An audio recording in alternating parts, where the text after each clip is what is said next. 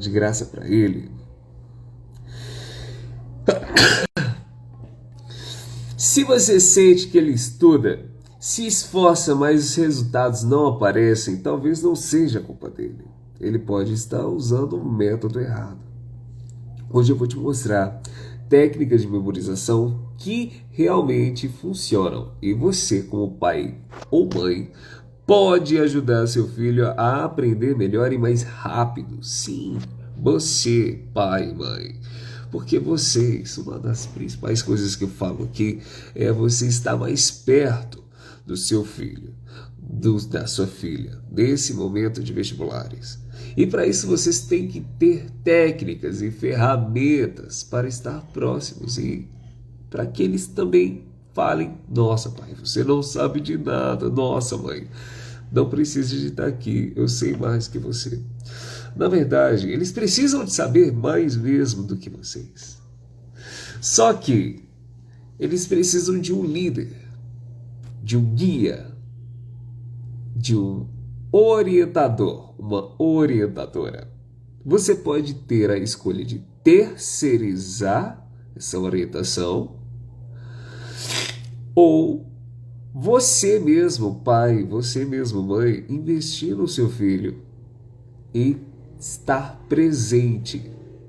Mas claro, ninguém vai, absolutamente ninguém, vai fazer como você faria. E por isso, eu endosso muito que você, pai, tenha autonomia de estar presente na vida do seu filho, inclusive numa das áreas mais importantes da atividade profissional dele, que é os estudos. Sim? Então, vamos contextualizar aqui, né? Por que a memorização é decisiva do Enem? O Enem, ele exige lembrar de conteúdos variados, fórmulas, dados, releitura passiva e sublinhar sem critério, né? Muitos pais, muitas mães, muitos estudantes acham que se o filho está com o livro aberto, somente ele está estudando. Mas isso é ineficiente. Isso é ineficiente. Só abrir um caderno é inglês. É para inglês ver. Não é a prática real. Não gera informação. Não gera retenção. O que gera retenção é o que a gente vai falar quando a gente for falar do jeito certo. Joia?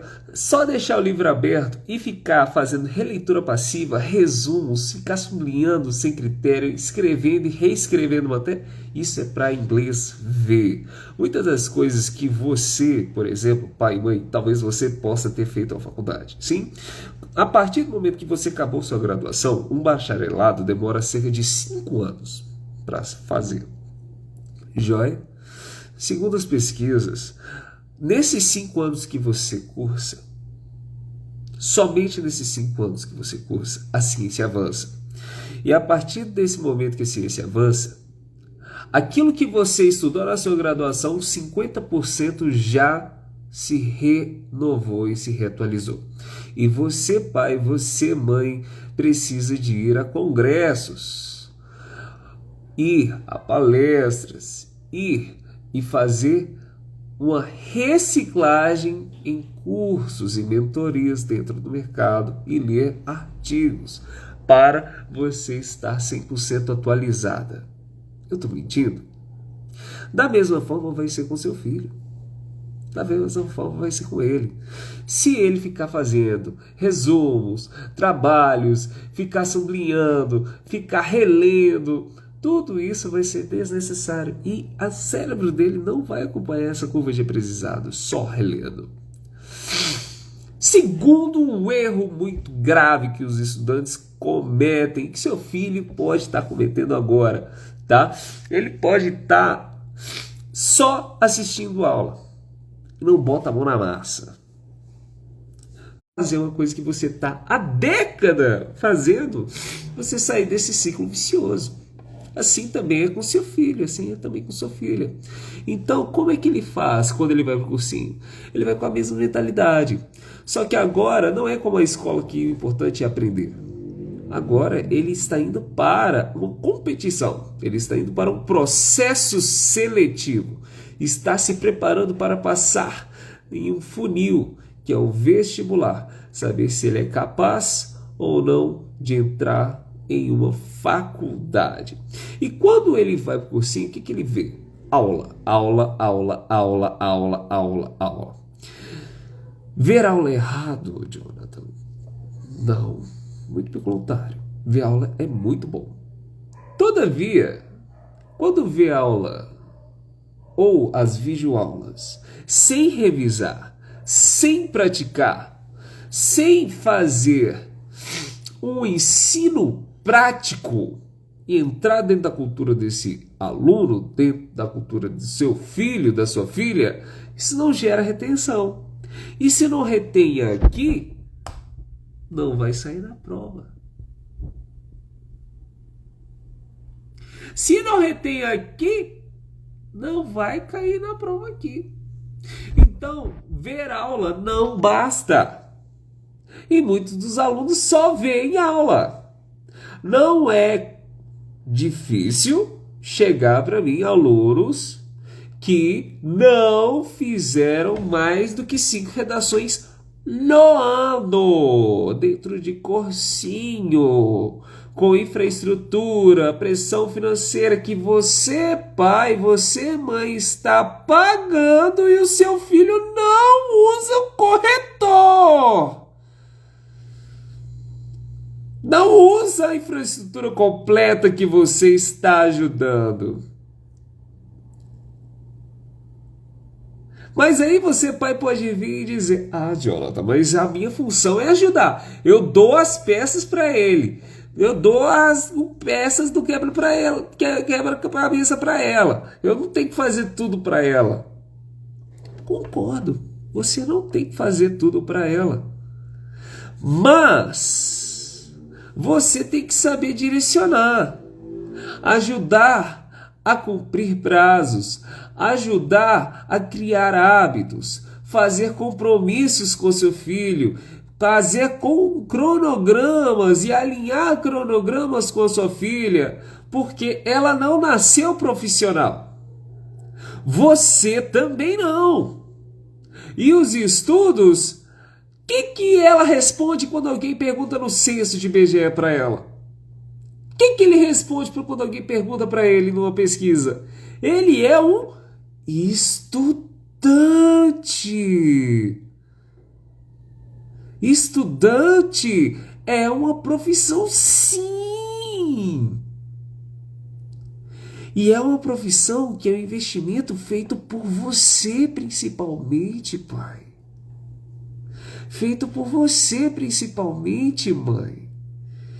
E se não é tratado com seriedade, e esse é o terceiro erro, uma falta de releitura, de revisão, de prática sistemática, se não é tratado de forma profissional, é o mesmo que jogar dinheiro seu e tempo e esforço do seu filho fora.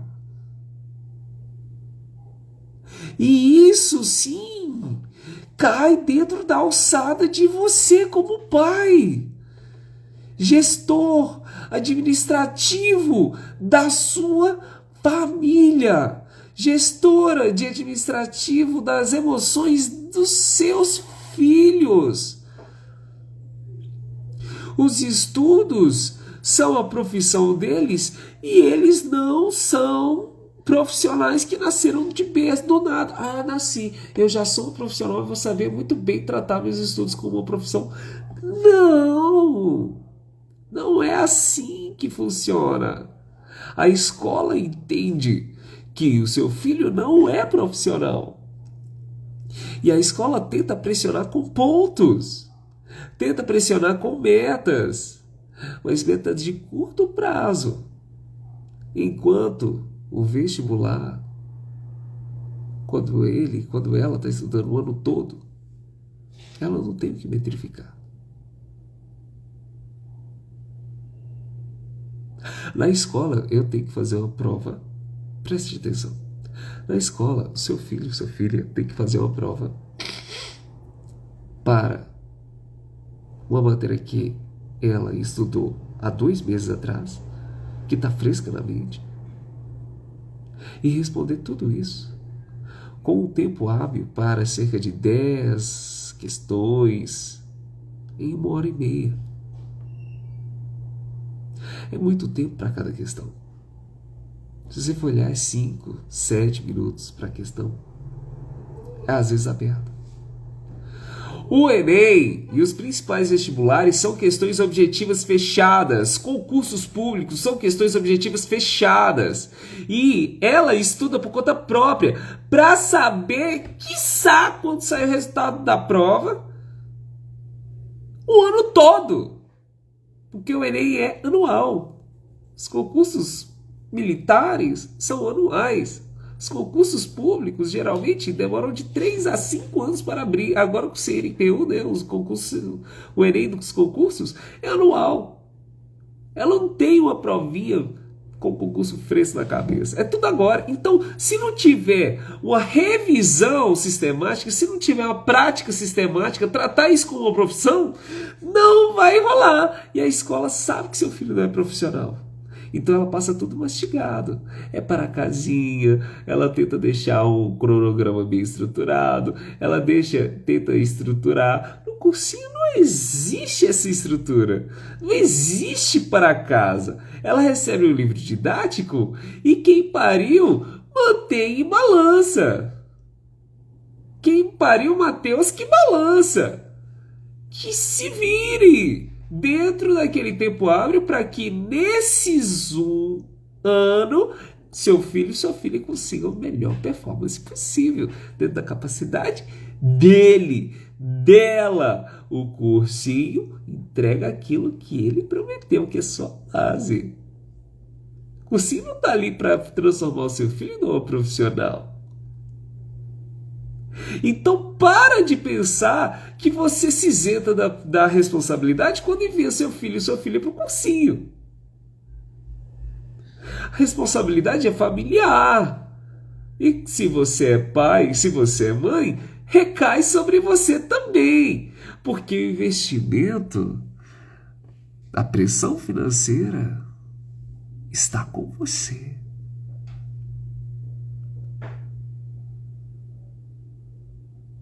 Muito bem. Não jogue fora tempo e esforço e dinheiro. Sim? Bem, vamos agora para técnicas de memorização que funcionam. O ouro da aula de hoje. Sim? Bem, primeira coisa, técnica de repetição espaçada. Joia, o que é isso? É revisar o conteúdo em intervalos programados para consolidar a memória de longo prazo. O que é isso na prática, né? A gente tem a curva de Eisenhower, que é a curva de aprendizagem. Geralmente, quando você tem contato com a matéria nos 20 primeiros minutos, seu aprendizado está aqui, no topo. E à medida que o tempo vai passando, esse aprendizado vai decaindo da sua memória. Então, o aluno, a aluna, seu filho, precisa de ter metas bem claras para retomar esse estudo de volta. Então, 24 horas depois de estudo é o tempo ideal. Ele retoma o estudo no mesmo dia até 24 horas. Tum! E essa curva ela não desce tão acentuada. Ela começa a descer menos acentuada também. A curva de Eisenhower trabalha dessa forma. Quando você vai tendo contatos com a matéria cada vez mais frequentes, cada vez mais ela se consolida na mente. Então, a repetição espaçada da curva de Eisenhower, ela acompanha 24 horas de estudo, 7 dias de estudo, 15 dias de estudo, 30 minutos. E agora o estudo começa a ficar constante. Com esses 4 períodos de toque, isso fica muito legal e o estudo consolida. Sim? O que você pode ajudar o seu filho? Primeiro, saber o que ele vai estudar. Sim. Saber o que cai. Já é. E segundo, depois de saber o que cai, criar um quadro ou uma planilha de revisão com ele e estabelecer compromissos, hábitos. O que você estudou hoje? Já reviu esse conteúdo 24 horas? Já reviu esse conteúdo há 7 dias? Já reviu esse conteúdo há 15 dias? Já reviu esse conteúdo há 30 dias? Bateu as metas? Fazer uma reunião de Scrum, 15 minutinhos por dia, você e seu filho, para ajudá-lo a ser um profissional nos estudos. Porque afinal, você, pai, você, mãe, está investindo no futuro dele. E ela também está investindo no futuro dela. Então, faça dos estudos dos seus filhos um estudo profissional. Sim. Além dessa metodologia ativa de revisão espaçada, o que vocês podem fazer? Um recall ativo, que são os testes práticos. Tudo bem? O aluno tenta lembrar o conteúdo de cabeça, sem olhar, e depois checa se acertou. Joia? Bem, o que isso faz? Isso obriga o cérebro a recuperar a informação, fixando-a. Joia? Como você, pai, como você, mãe, pode ajudar? Fazendo perguntas rápidas no almoço. Perguntando algo que ele estudou ontem.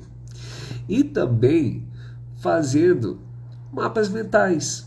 Hoje em dia existe um aplicativo chamado Anki, que possui diversos mapas mentais, né?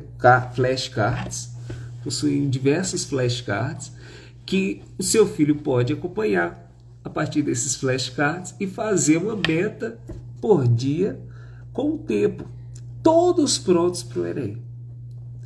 Se vocês me pedirem aqui por e-mail, eu tenho meu e-mail aqui, a gente usa bastante e-mail, me manda um e-mail, me manda um direct, que eu mando todos os meus flashcards para vocês, sem pedir nada. Só me pede e eu mando todos os flashcards que eu possuo, porque isso deve ser dado a vocês. Sim, tá? É uma ferramenta que vocês, pais, precisam de ter nas mãos.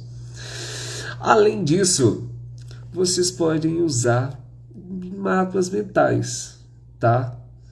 Que são diagramas que organizam informações de forma visual e simples, ou seja, algo que facilite a compreensão e relações e ajuda a memorizar visualmente. Joia? Como é que você pode ajudar, pai? Como é que você pode ajudar, mãe?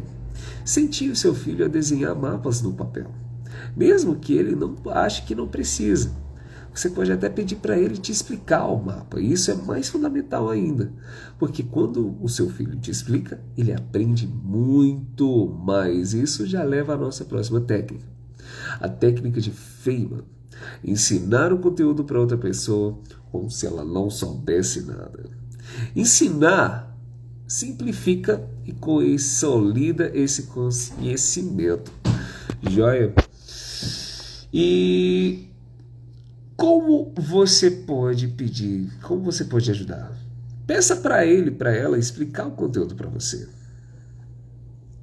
Se você entender, então significa que ele entendeu. Porque basicamente, você pai, você mãe, é leiga nesse assunto. Se não, tente rever com ele e marque um novo horário de compromisso para ele rever junto com você. Ou seja, o que você está fazendo? Estabelecendo com o seu filho compromissos, ajudando-o a transformá-lo em um profissional dos estudos, ajudando-o a ter mais autodisciplina, estabelecendo metas, estabelecendo prazos, estabelecendo hábito, estabelecendo rotina e participando da vida atuante do seu filho. Tudo bem? Além disso, qual é a outra técnica que você pode usar? Técnicas mnemônicas. Já? O que é uma técnica mnemônica? Técnica mnemônica é uma associação, siglas, rimas, músicas que ajudam a lembrar conteúdos complexos. Tudo bem? Por exemplo, um exemplo prático. Meu velho tem muitas joias, só usa no pescoço. O que é isso? É uma regrinha da tabela periódica. Joia? Quem nunca ouviu algumas fórmulas de física, por exemplo? Deus vê tudo. D igual a VT. Sim, formulinhas que usam essas técnicas mnemônicas com musiquinhas e vocês criam juntos brincadeiras ou músicas para lembrar dessas fórmulas com conteúdo mesmo. Vocês podem criar música entre vocês. Faz sentido? E tem a técnica master que eu vou guardar depois que a gente fizer essa retomada aqui. Joia? Como construir essa rotina de memorização em casa? Então, vamos lá.